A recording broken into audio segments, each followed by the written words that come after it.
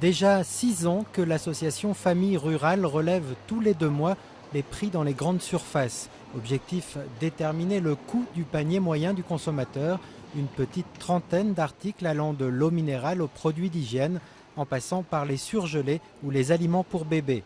Fin 2011, ce panier avait atteint 138 €, soit une hausse de 4,4% par rapport au prix du début de l'année, du jamais vu selon l'association. Nous avons constaté au cours de l'année 2011, notamment à partir du mois de mars, une hausse continuelle. À chaque fois, nous avons été sur des plus hauts. Les produits qui ont le plus augmenté, ce sont les pâtes à tartiner, les boissons chaudes, les produits laitiers et les œufs.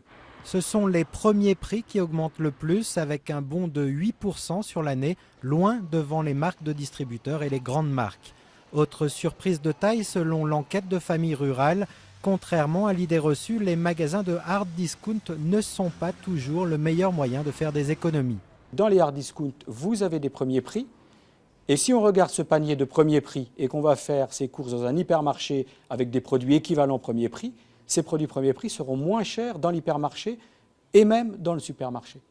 Cette année, l'association s'attend à une hausse des prix nettement plus modérée.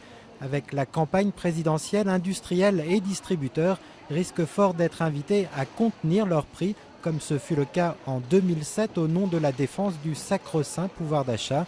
Pour Famille Rurale, cet appel aurait même été anticipé dès l'an passé, d'où cette hausse record des prix en 2011.